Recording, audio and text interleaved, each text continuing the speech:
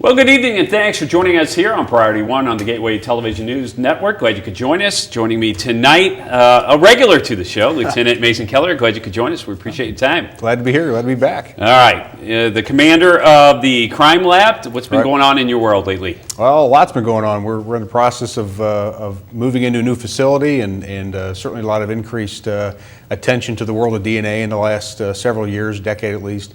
And so a lot of technological changes in the crime lab that keep us on our toes. We'll talk more about that later in the show, but let's start off and tell us how big the crime lab is, how many employees, kind of give us an overview. Sure. Right now we're in a facility that was built in the late 80s, about 88, 89, and it was designed for about 10 staffers, maybe 12 staffers, about 9,100 square feet. And it really is an office building that was renovated to make room for a crime lab. So we've been there since the late 80s, early 90s, and have expanded to the point now where I've got just under 35 staff members in a 9,100 square feet facility. We're just busting at the seams, and again with the technology that I had mentioned, that always comes with instrumentation or new machines or whatever it is. So we really do need a new location to expand, improve our efficiencies, and really just get casework back out to the folks that submit to the crime lab so we can solve crimes, put bad guys in jail. You being the commander, let's kind of take a few steps back. You've been on this show in many capacities through the years. How did you get to where you are? Well, that's a position that requires something that probably not a lot of lieutenants are interested in. It's not exactly police work going in every day. You kind of have to have an eye on what the technical staff or professional staff needs, what their budget needs are, what their professional needs, training. So it's something that I was provided that opportunity to go and take that. It's been about 3 years. October will be 3 years in the unit. And I've really enjoyed it. It's been a challenge, especially since day one we were starting with planning this new crime lab, which certainly I don't have any expertise in doing, and neither does the staff that's at the crime lab now. So working with the architects and working with the folks that were selected to do that project has really been rewarding. As far as your background, I know you were in media relations. How long have you been with the department, and where'd you start? And kind of walk us through your career. Yeah, started in personnel for a couple of weeks before I got into the academy. Went to the academy just like every policeman does for 6 months, and then went out to West County. I sound old when I say that now. The old West County precinct, it's now split and changed to different precinct names, but worked there for about a year, went to the South County precinct, did neighborhood policing for a couple of years, and before I got the media job, which was where you and I eventually first met, and then had a lot of contact with you and with other aspects of professional or public relations for the department. Worked in the chief's office for a short time, out to the Afton Southwest precinct, again as an NPO supervisor at this point. Got promoted to lieutenant, went out to a permanent midnight watch, which was kind of a shock to the family system in the South County precinct, and then 3 years ago came to the crime lab. Is that what makes being part of the St. Louis County Police Department, when we talk with personnel, that's what makes this a great job for an officer? There's a lot of different avenues, a lot of different advancement possibilities. Did you think when you started you'd be where you are now? No, I distinctly recall being on the phone with the colonel at the time that was letting me know about this position. Thinking I never even thought about the crime lab. In fact, I wasn't even sure that a lieutenant was assigned over there. So there are a lot of very unique opportunities that exist within the department, and so many specialties and niches that you can find to suit just about any personality type or skill set. Most people, when they think of criminal investigation, crime labs, they always focus back on what they see on primetime television, what they see in the movies. Let's put this in a perspective scale on how close that actually is. Well, a lot of the technology that you'll see on a show like CSI, for instance, a lot of that technology certainly exists. It's just not as quick. The time frame is, within a show that you're watching on TV, crimes are going to get solved in 30 minutes or 60 minutes. It physically can't happen that way. And a lot of times, talking with citizen groups or with, like a public seminar of some kind where they have the crime lab come out to chat, trying to break down that barrier initially to say, well, all that stuff is true, it just doesn't happen that fast. If I could find a private investor to buy one of those machines that goes bing and tells you who the bad guy is, man, we would do that in a heartbeat. But It takes days and sometimes weeks to get a case in DNA, for instance, to get all the information together that you need, to have a trained professional scientist to go through and make sure that all the I's are dotted and T's are crossed to make a comparison, let's say, with a known sample. So that technology exists, it's just not in the same speed or capacity that you see it on TV. Let's break down some of the specialists that work within the crime lab, because there's many different, you got biologists, I mean, you name it, they're involved in this. Right. The crime lab is made up of 6 different sections. Administration, sort of one of those sections, is not very exciting, which is basically what I do, and deputy director. Then there's a photo section that handles all the crime scene photos that come in from our crime scene unit. And I don't want to gloss over that. That's last year over 100,000 crime scene photos came into the photo section, 55,000 of which had to be printed for various reasons, for defense attorney purposes, for prosecution purposes. The medical examiner's office needs to see pictures of the scene. Crime scene investigators need to see pictures of the scene that maybe didn't make it to the scene. But they process all those photos and either print or burn them to disk, provide copies for court, things of that nature. There are 3 full-time staff in that section and a part-time photo technician. And then there's an evidence staff that basically handles every piece of evidence that comes into the crime lab. Last year alone, it was just about 7,000 different cases came in, and we analyzed over 15,000 items. So there's only 2 folks up there that sit up front at the counter, evidence staff, and they're basically responsible for moving this stuff from point A to point B and keeping track of it and organizing drug burns when cases are no longer needed for adjudication of some kind. Then you get into the scientific sections. First one I'll talk about is firearms. They do tool mark examinations, they do firearms examinations, they'll compare ballistics that are maybe recovered at a scene with a gun that's recovered at the scene to see if that projectile came out of that firearm. They'll do, like I said, tool marks. If a padlock was cut, they can compare marks on the tool used to the actual evidence at the scene to try to match those things up. And then there's chemistry that deals with all the unknown substances or narcotics, marijuana, heroin, methamphetamine. Now and we've talked before on this show in the past about some of the synthetic designer drugs that come out that chemists are creating out there to mimic marijuana or heroin or LSD, but it's an analog. It's difficult to nail down in court. But they do the lion's share of the cases that come into the crime lab. And then biology DNA is the last section that I'll talk about that basically is any evidence seized, let's say for an assault, and let's say an object or a weapon was used. If there is blood on that object that they need to figure out whose blood that is, if it's a victim or a suspect, they'll actually go through those items and then eventually turn those over to DNA to see if we can identify whose blood or whose sample that is. As you break it down like that, it sounds in a way simple. But when you look at the point I'm trying to make is it sounds simple, but when you get into that process of collecting it and it going through the chain and being documented, and then somebody might have to testify on a certain thing, this turns us into a process that is way beyond what most people can even imagine. It really is, and that's something that you don't gain appreciation from watching TV. If you watch CSI, you're not going to see investigators sitting down writing reports for hours. You're not going to see the crime scene investigators filling out a chain of custody, packaging an evidence a particular way. Depending on what is seized, not every crime has evidence, physical evidence associated. It might be a witness statement or a eyewitness at the scene or a victim statement or suspect statement, something like that. But the majority of violent crimes, the majority of felony crimes really have some sort of physical evidence, whether it's a gun or a sheet or a piece of clothing or a shoe left at the scene, a hat. All that stuff needs to be meticulously maintained in order to prevent contamination with other items at the scene. In the case of a burglary, let's say, we've got a house that's been broken into. Well, we know that the homeowner's DNA is going to be over everything in that house. They live there. They touch everything. They've been around everything.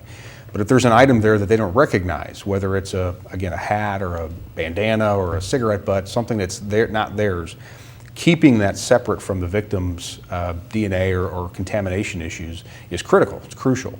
Otherwise, that piece of evidence isn't going to be useful for a court of law. So in order to introduce that into the crime lab, it's basically garbage in, garbage out. If you get a bunch of contaminated junk delivered to the crime lab, there's not a lot you can do with it. But if you're a professional group like our crime scene unit is, and make sure that these things stay separate from each other, meticulously maintain that chain of custody, package wet things a certain way, dry things a certain way, pay attention to those protocols, then you get good evidence delivered to the crime lab, and we can deliver good results for prosecution. How closely does the chain of command there between the officer on the street, the personnel who are picking things up, people who are processing, does everybody work in conjunction with each other? Yeah, every single day. The volume of cases, and if you can wrap your mind around it, I say 15,000 items were analyzed at the lab. Well, that sounds like a nice number, but each item has got its own envelope and its own chain of custody and a receipt, and working with the folks that from the officer on the street who may see something, or crime scene unit that sees something, to the property control unit that takes evidence once we're done analyzing it for storage. And again, this is not a county police only facility. This is a regional facility. So we serve 70 plus different agencies in the county that we have to give evidence back from or request more evidence from, documentation to do things a certain way. It's a very complex system that over the years we've streamlined to the point where it's as efficient as we think it can be. But yeah, we work very closely with all those folks that sees that stuff and want to get the results back. Now, the other aspect of it that many people will say when they hear the words crime lab, they see the shows, television, everything is, lit with neon lights. Everybody's, it's per se sexy. Sure. And that's not the way the world is. I mean, it's very streamlined. You guys are doing a professional job. It's right.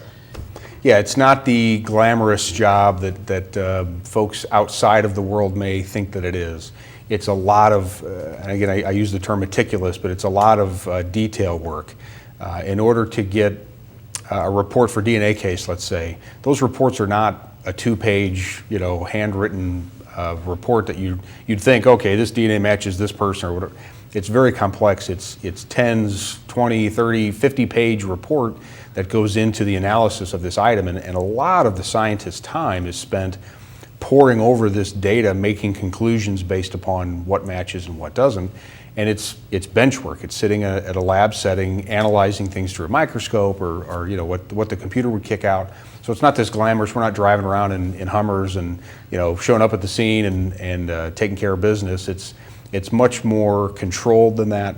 It's probably more complex than folks would think, but it's just not the glamorous job that people think it is. It's rewarding. I mean, when cases come to a conclusion and you've had a direct hand in that, the scientists enjoy that. They enjoy getting involved in finding a result from something that's submitted. Now, the people who are involved, as far as the scientists, the biologists, everybody through that chain, are they called to testify on certain things? Because Sure. Not only are they trained to be a specialist in what they're doing, but they have to be able to sit on a stand and logistically give the information Right. in a manner that can be positive to a case. Yeah, they're expert witnesses is what they are. And a lot of what the experience that they build when they come into the crime lab is being able to articulate what they do and documenting and explaining the meticulous steps that we have to take, that they have to take.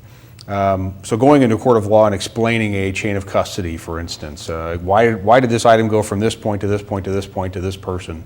You really need to stay on top of your game to ensure that you're explaining that in a concise manner. It's something that a jury is going to easily understand. That's not scientific terms that would basically turn anybody off. So these folks are expert witnesses in homicide trials. This is not low-level stuff. These are important cases. So when you break down how many people you have within your department, your division, and then you break down the number of cases that you talk about come in on a daily basis, Sure. and then you have employees who are at trials and are testifying, is there a backlog There is of a backlog. cases? And I Sure. mean, do things just stretch on? How do you get all that work done with those amount of people and that amount of workload coming in? The folks in a crime lab work exceptionally hard. They're amazingly dedicated to getting, it stresses them out on a monthly basis to make sure that we're signing off on reports and getting them kicked out by the end of the month.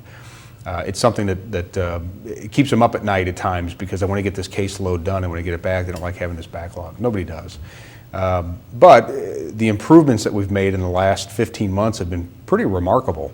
Last May, the crime lab overall, all the cases, chemistry, firearms, DNA, everything that was pending, peaked over 4,000 cases last May. So there were 4,000 cases submitted to the lab that we didn't yet get to. As of last month, that number's down to just over 2,100. So, and even that sounds like a big number, but the normal ebb and flow of items coming through the crime lab, and they're kicking out 500 and 600 cases a month that they're completing. So a 2,000 case backlog might sound pretty high, but in specific sections, it's really not that time consuming. We get those reports to the prosecuting attorney who's going to make a decision on whether they're issuing a case or not. But again, to take chemistry for example, we added some scientists last year in anticipation of this new crime lab build out, and we're able to cut that backlog from just under 3,000 cases to 750. 25% of the number of cases we had 15 months ago, we've now got sitting in a backlog. So we're able to kick those things out much more quickly because we've added additional staff. Do you find staff becomes attached to certain things and, like you said, will want to stay up at night to get these things finished? Very passionate group, and they're interested in doing the best work that they possibly can, and realize that we've got time limitations as far. Nobody wants to have a 2,000 case backlog, but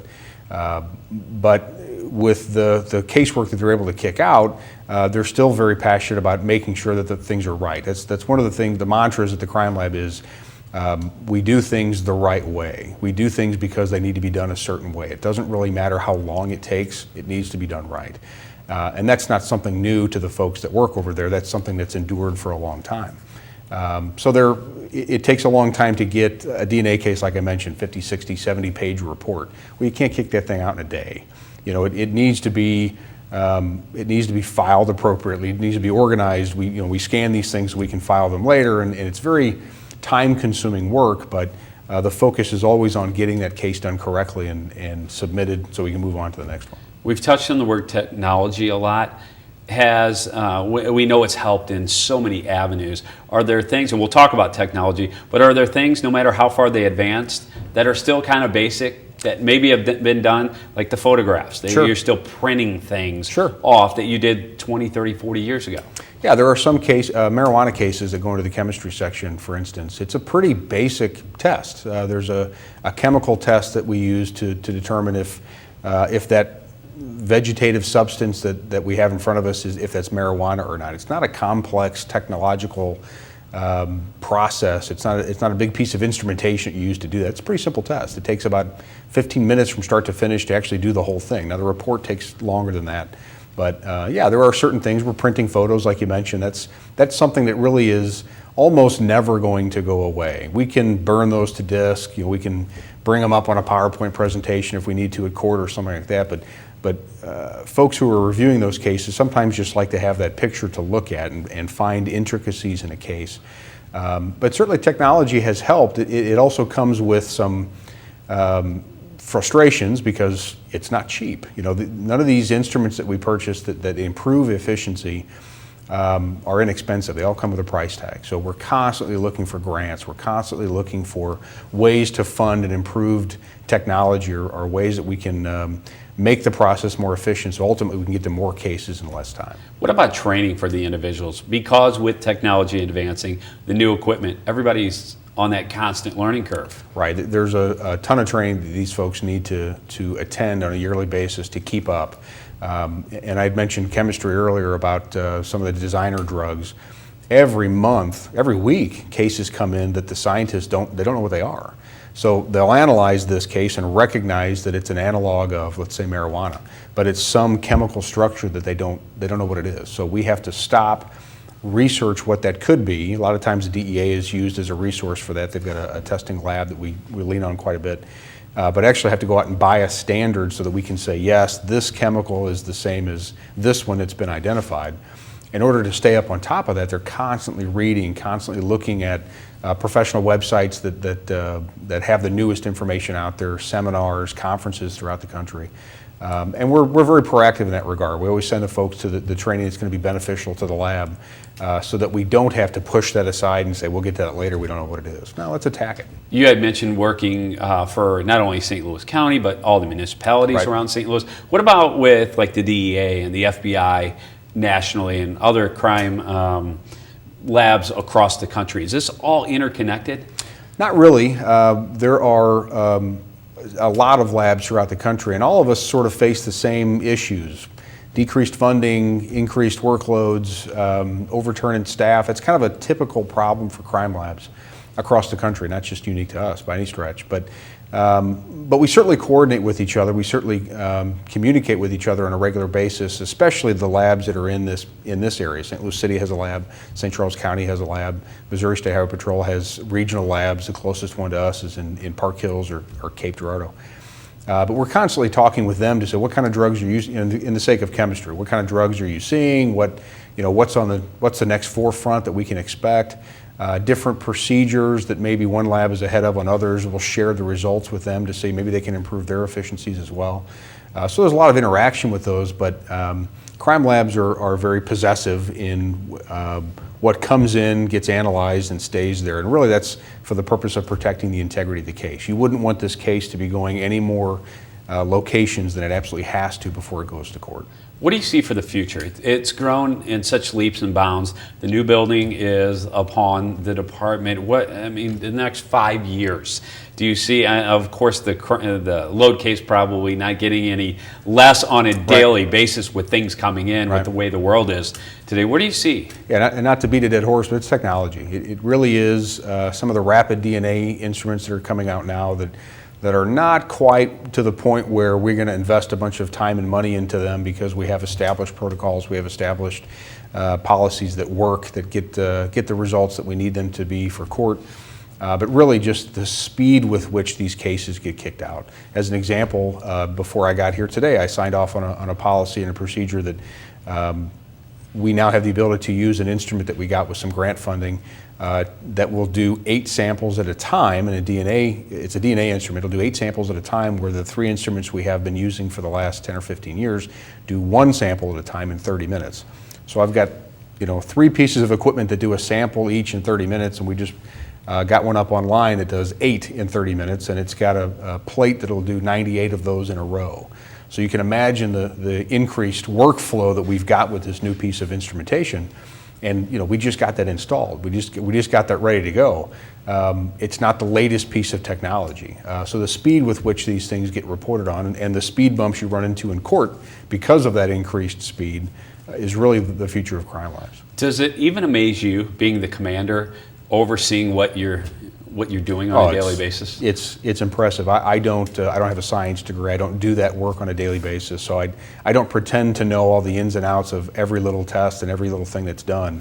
But it is amazing. It's mind-blowing to see the information you can garner from a pin needle of blood or body fluid or something along those lines, and to see a scene that maybe we don't have a lot of information on from witnesses or victims or suspects, and be able to develop what took place because of the physical evidence at the scene. It's incredible.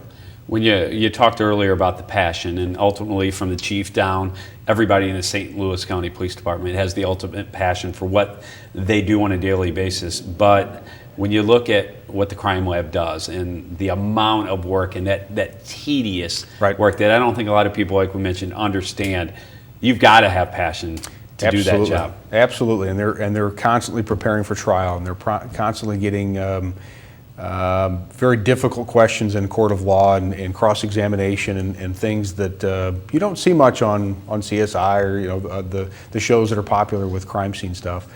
But they are really the unsung heroes, the backdoor miracle workers of the criminal justice system, because without law enforcement really leans on analysis of evidence more today than they ever have before.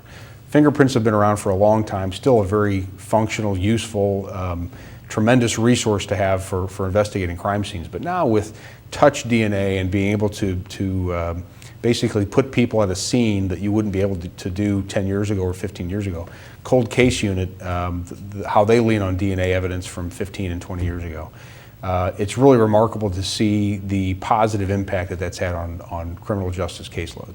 We talked at the beginning about the new crime lab. Where will that be located, and can you give us something, logistics on the size? Sure. And yeah, we're in a 9,100 square feet facility now that's at 111 South Merrimack in Clayton. It's the old 7-Up building. We're moving to the headquarters building where all the other police operations are. We're going to take over the entire 4th floor and about 5,000 square feet of the 3rd floor. In total, we're moving from about 9,100 square feet to about 30,000 square feet. The entire 4th floor is somewhere around 25,000. The 3rd floor houses our photo section, which we already talked about briefly, and they're already up and running. We moved them in the first 2 weeks of August. They're almost fully moved in, not quite, but close. But they're fully operational. They're kicking out prints and photos. So the rest of us, the evidence section, firearms, biology, DNA, chemistry, and administration is going to move over. The lab's supposed to be completed 10th of October. We're probably going to move in the 1st or 2nd week of November. The move is another tremendously ornate process that we're just now delving, well, not just now, but we're getting to the doorfront of having to implement. So inventorying all the evidence, physically moving it, getting these instruments deinstalled, moved, reinstalled. But we're moving into a facility that was built and designed to be a crime lab. And that's the first time in the lab's history. We started in 1966. It's the first time we're moving into a facility that was designed to be a crime lab facility. It's very exciting. When you walk into this new place, once it's all ready to go and it's more efficient, everything's working better, what's it going to feel like for yourself? And, everybody from the department. Right. And anybody who walks into that building. Well, anybody who's been a part of, even if you've built your own house, you've had somebody design or build a house that you've moved into. It's kind of neat to see that come to fruition.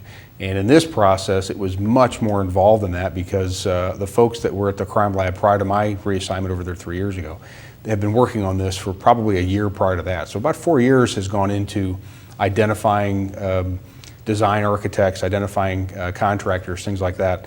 And to see that physically get built up over the last several months to the point where now they're doing detail work like ceiling tiles and paint on the walls and laying floor, it's amazing to have watched that come into being and see how things on paper you work so hard to design is really going to be something you're going to walk into here in a few weeks. Well, we'll have video as soon as it's up and running. We look forward to it. Mason, great. Thanks so much for your time. Good to see you again. It. Once again, Lieutenant Mason Keller, St. Louis County Police Crime Lab Commander. Thanks so much. We appreciate it.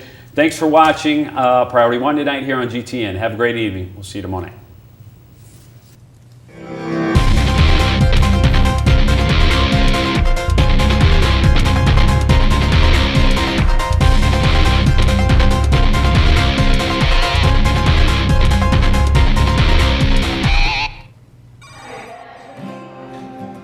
Our day starts very early. We never know exactly when we'll have a full house, so we have to be ready at all hours. We have regularly scheduled deployments that come through, but things rarely run on schedule, so we have a lot of surprises. We have birthdays, we have family reunions. We even had a wedding here once. But whatever they need, we'll do our very best to see they get it. If they need travel arrangements or use of a computer, if they need to change diapers or dry someone's tears, we can help. It's the very least we can do, considering what they do for us. If you want to make a difference in the life of someone serving our country, if you really want to make a difference, the USO is how it's done. Help us help them. The USO depends on the generosity of the American people, people just like you. To find out how you can help, visit us at uso.org. The USO, until everyone comes home.